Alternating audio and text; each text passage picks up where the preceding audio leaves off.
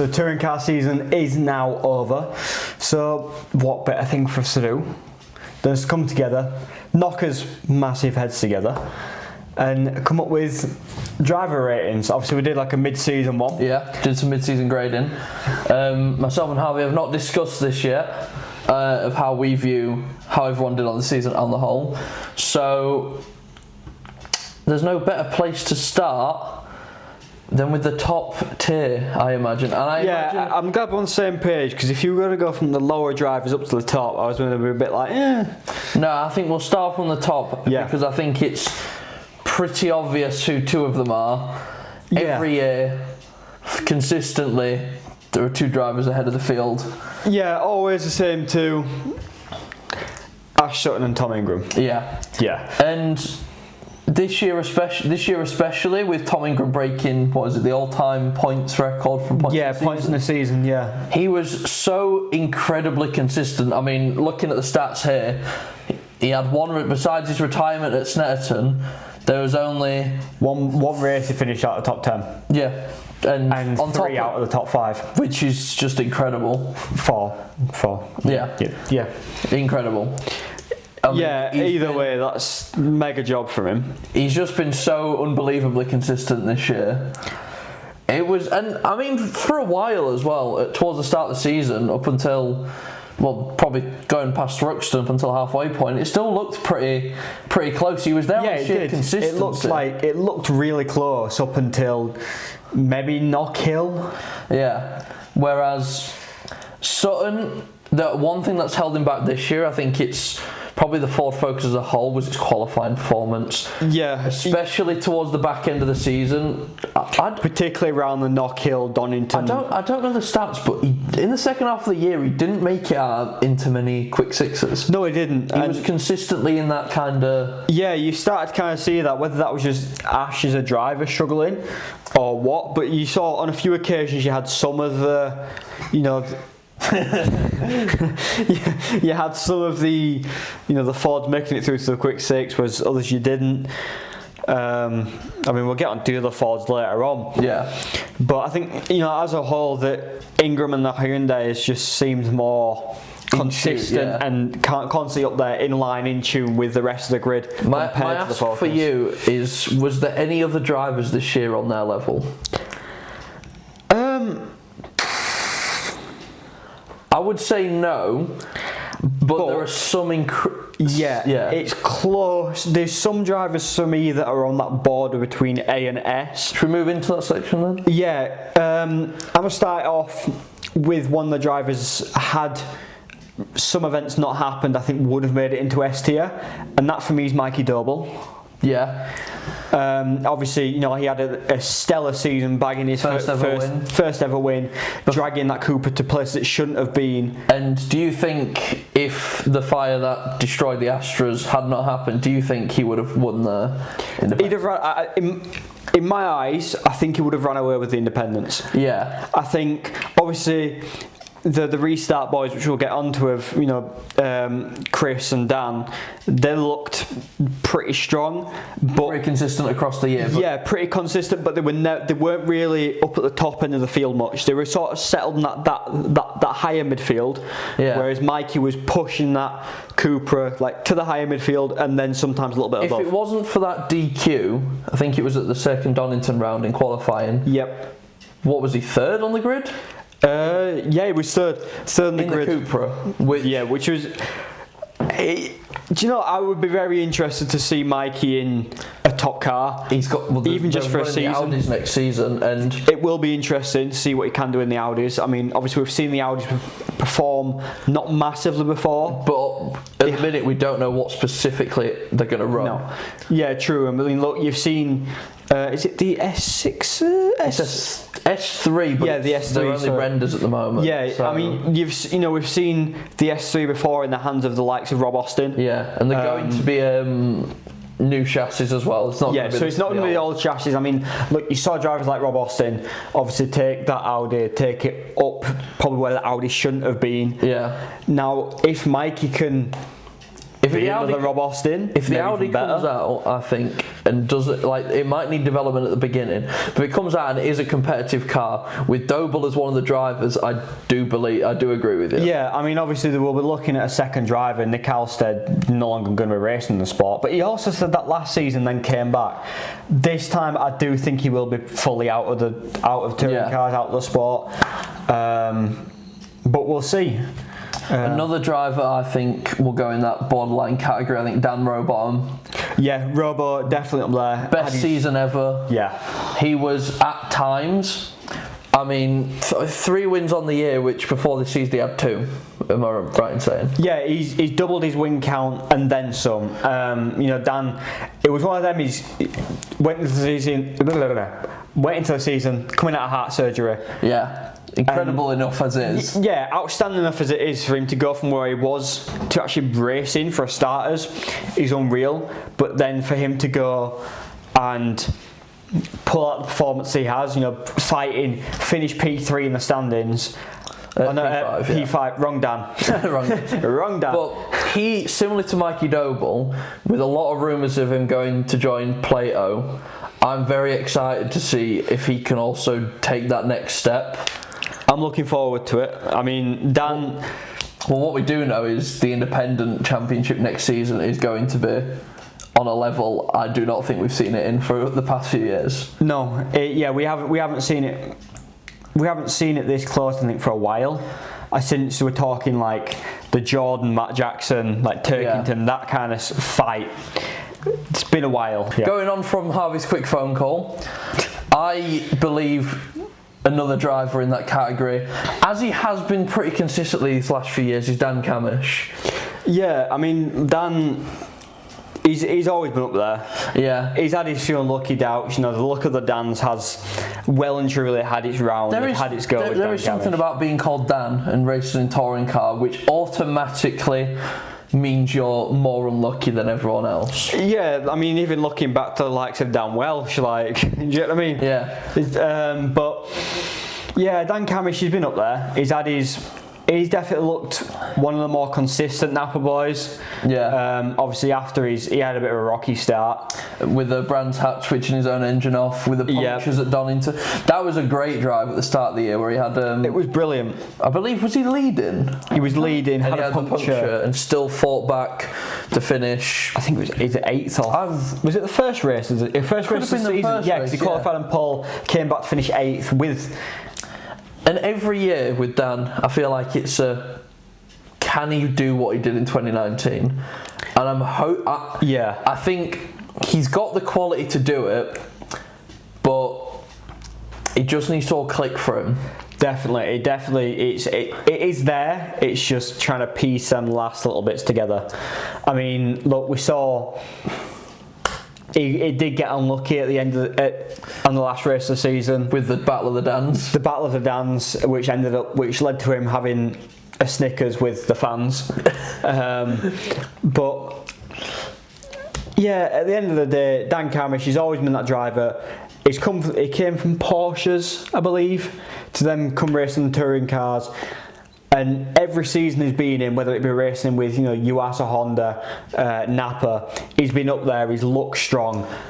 Yeah. Who else would you put in that A category? Because I've still got a few names. Do you want to rattle a few out, or? For me, Chilton. I think they're in my A category. Chilton has been, 2 wins this year. I think he has been the ultimate wingman for Tom Ingram. Yeah, you say that, but the first Donington round, to be fair, I think Ingram let him take the win in the end. Yeah, but at the end of the day, he's had 2 wins this season, both at Donington. Yeah, and he's already confirmed to be back again next year. Yeah, it was an early one to be confirmed. It's lovely to see. He's been around for a long, long time. Yeah, I think it helps. I believe he owns his own Hyundai as well, which I think is a big part of it. But he's definitely... He's one of the most enjoyable characters to watch on the grid. Well, he's just proven he can still win races. Yeah, doesn't matter your age. It's like they say, can't teach an old dog new tricks, but with Tom Chilton, you can do whatever. I would be willing to throw out Charles Rainford. Yeah, Darryl DeLeon maybe. I would. Both of them have been stunning this year. Yeah, if I was to put one of the WSR boys in A tier, it would be Rainford over De Leon. I think. Simply because of even though De Leon won Jack Sears. Yeah, but simply because of the expectation that was around De Leon when he signed with WSR coming into the season. Yeah. Obviously, off the back of that very impressive season with Unlimited in the Cupra, but Rainford I'll fully admit, did not know of Rainford's exploits before this season. I knew he'd come from the Porsches, but that's about it. And I mean, he's now touring cars the least amount of races before his first race win. Yeah, which lasted all of 6 races. Yeah, won at the last race at Brands Hatch Indy. A load more podiums this season. Well, not a load more, but he has been on the podium more that year. 8th in the standings. I do agree. I would probably pip him over De Leon, even though De Leon won Jack Sears in the end. Yeah, definitely. I think moving on slightly into actually one more. I'll throw out there, Senna Proctor. Yes, but that's Senna Proctor is 10th in the standings. He did not take part in the first 3 rounds of the season. No, and he hadn't raced in a touring car since before lockdown, I believe. Around then, yeah. Yeah. So, to be fair, I was also going to suggest Senna Proctor was one of the drivers for me that was on the board between A and S tier. Yeah. Simply because of how quickly he's had 2 races this season where he hasn't scored a point. Besides his retirement. Yeah, besides retirement. So, for me, that says 3 podiums, a load of 4th places. Yeah. He came in and he literally struck while the iron was hot. It literally did exactly that. What was it? Quick 6 on his. Was it quick 6 on his first race, or was it? No, I don't think so. I think he was in Thruxton. Yeah, I know. I don't know, but we can both agree he was incredible this year, and I think there is a strong possibility he's able to get the funding together for next season. Oh, 100%. I mean, look, he wasn't meant to come in until after Alton Park. Obviously, the Crease deal, that fell apart well before because of an act of kindness in a sense, but he kind of shot himself in the foot for the rest of the season. And for to say how short of a notice it was for him to come into that seat, done an amazing job. So yeah, for me, one of the drivers between A and S tier. I think moving down into probably B now, I would throw in Jake Hill, mostly because compared to his title winning season last year, obviously he's not going to join us on the grid next season, which was a surprise to a lot of people. It was definitely a surprise for me that he's decided to. I got to respect it. He's won. Yeah. He's won in touring car. What else do you need really? True. Unless you're fully committed to doing touring car. But obviously he wants to go race GTs. Let the man go race GTs. But I think just because of him winning the title last season and this year probably not really being close to defending it, besides a really good round at Brands Hatch and Knock Hill, I would say he's probably knocked down a bit.